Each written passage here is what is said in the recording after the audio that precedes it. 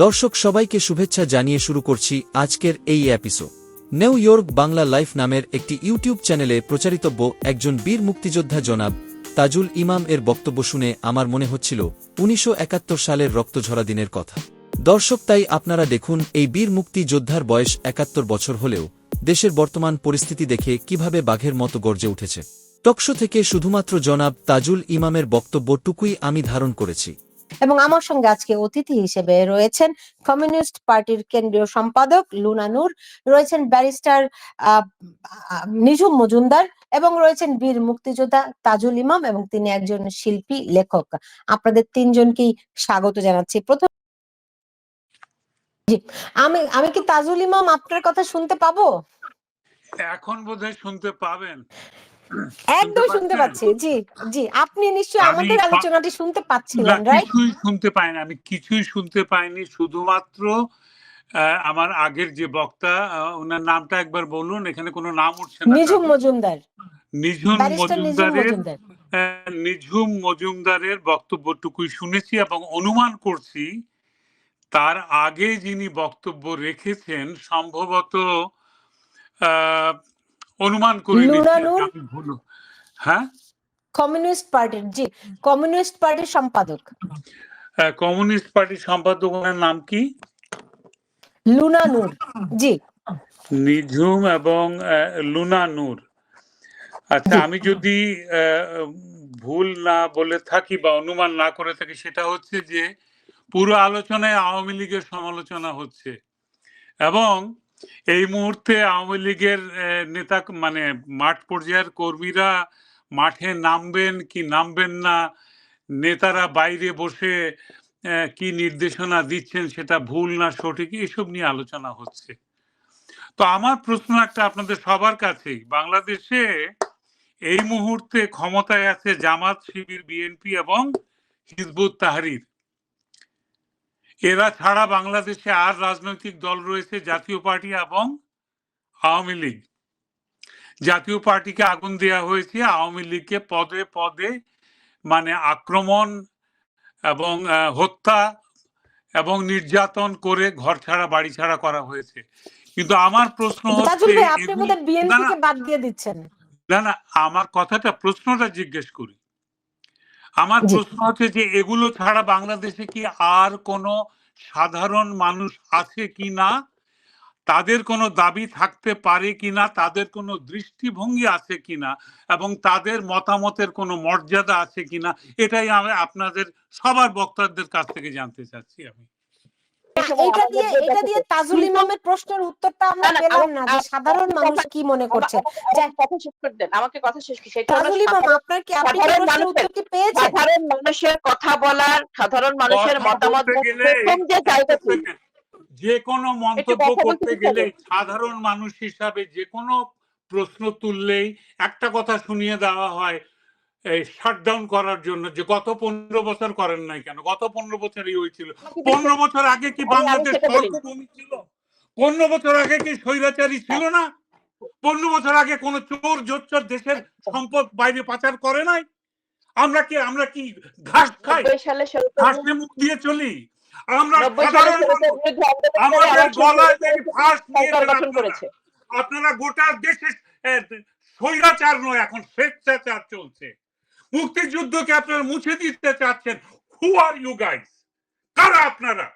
বামপন্থীরা মুক্তিযুদ্ধে ছিল না, জামাত মুক্তিযুদ্ধে ছিল না, আপনাদের শত্রু হচ্ছে মুক্তিযুদ্ধ, আওয়ামী লীগের নেতা কর্মীদেরকে, সাপোর্টারদেরকে মুক্তিযুদ্ধের সমর্থন দেখতে আপনারা ৭১ সালে মেরেছেন, এখনো মারছেন। আপনারা পুনর্দখল করেছেন বাংলাদেশ। বাংলাদেশ অধিকৃত, বাংলাদেশ স্বাধীন নয় আর। আপনারা স্বাধীনতার শত্রু, আপনারা সাধারণ মানুষদেরকে শেষ করে দিচ্ছেন। কোন প্রতিবাদ করলে আপনারা আওয়ামী লীগের ট্যাগ দিচ্ছেন। ১৫ বছর আওয়ামী লীগের কাজকলাটাও করতে পারেননি আপনারা। একটা মিছিল দেখি নাই বামপন্থীদের, একটা প্রতিবাদ দেখি নাই জামাতে ইসলামীর। বিএনপি মেরুদণ্ডহীন একটা দল হয়ে গিয়েছিল, যারা একটা ইলেকশনে দাঁড়াবার মতো সাহস ছিল না। আপনারা সুযোগ দিয়েছেন বলেই আওয়ামী লীগ ফ্যাসিস্ট হয়েছে। আর আপনারা হয়েছেন স্বেচ্ছাচারী ডিক্টেটর। আপনারা হিটলারের চেয়ে অধম।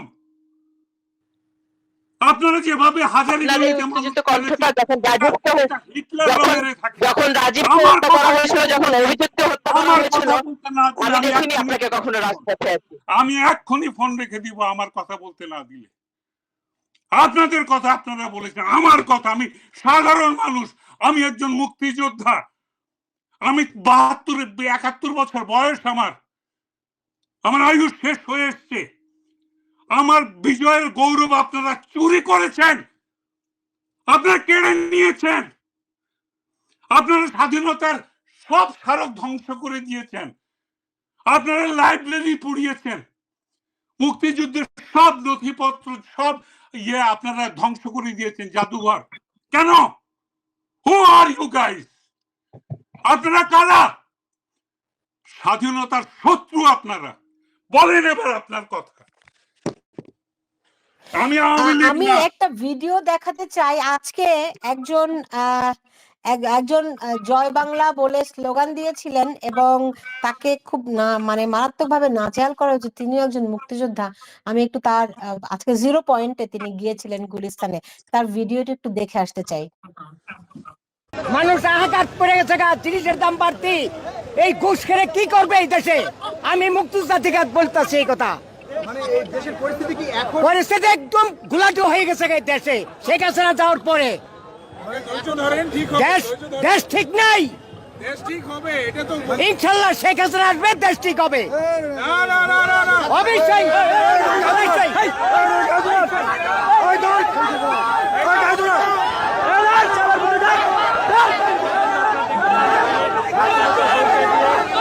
একজন মুক্তিযোদ্ধা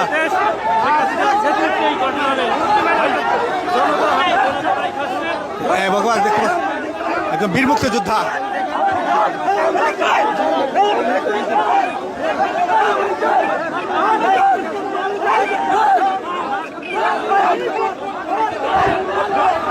দর্শক দেখতে পাচ্ছেন কি পরিস্থিতি, বীর মুক্তিযোদ্ধা।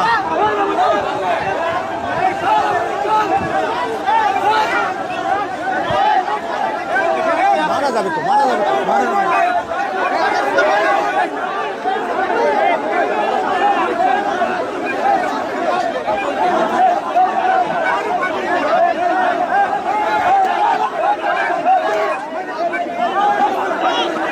কিছু মানুষ তাকে রক্ষা করবার চেষ্টা করছে। তাজুল ইমাম, আপনার মন্তব্য শুনতে চাই। মুক্তিযোদ্ধাদের কবর ভেঙে তার মধ্যে জুতা স্যান্ডেল রেখে আগুন লাগিয়ে দেওয়া হয়েছে। আগুন লাগিয়েছে এই ক্ষমতা দখলকারী সরকার এবং তাদের ক্যাডাররা। আপনি আর কি শুনতে চান? রাস্তার মধ্যে দাঁড় করিয়ে 75 বছর বয়সের মুক্তিযোদ্ধাকে চড় থাপ্পড় দিচ্ছে দালালের বাচ্চা, রাজাকারের নাতিরা। এই দেশ আপনাদের, এই অকৃতজ্ঞ জাতি বাঙালি। আরো 200 বছর গোলাম থাকা উচিত এদের। যান পাকিস্তানি প্রভুদেরকে ডেকে নিয়ে আসেন, গোলামি করেন আরেকবার, বুঝবেন স্বাধীনতা কাকে বলে, কারা স্বাধীনতার জন্য যুদ্ধ করেছিল। রাস্তায় ইট পাটকেল মেরে আর হিজবুত তাহরির বুলেট দিয়ে আমেরিকান চক্রান্তে ক্ষমতা দখল করা যায়, দেশ স্বাধীন করা যায় না। আপনারা যদি বলেন আপনারা স্বাধীন করেছেন, তাহলে আপনারা অন্য কোন শক্তির অনুসারী, আপনারা আগ্রাসী, আপনারা বাংলাদেশ দখল করেছেন, স্বীকার করেন সে কথা যে আমরা দেশ দখল করে ফেলেছি। আপনারা আমার পবিত্র সংবিধান বদলে দিতে চান। আপনারা কারা? কে আপনাদের ম্যান্ডেট দিয়েছে সংবিধান বদলে দিতে?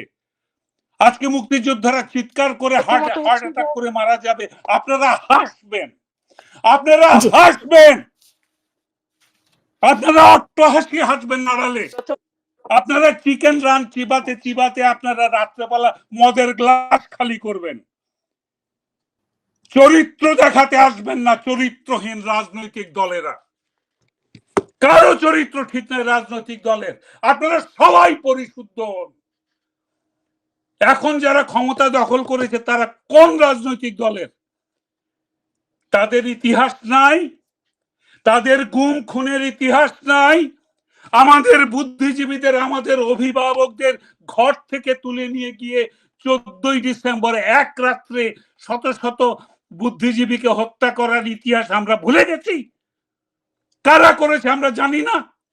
আপনারাই তো ক্ষমতা দখল করেছেন, এবং যারা ক্ষমতা দখল করেছে তাদের পদলেহন করছেন আপনারা।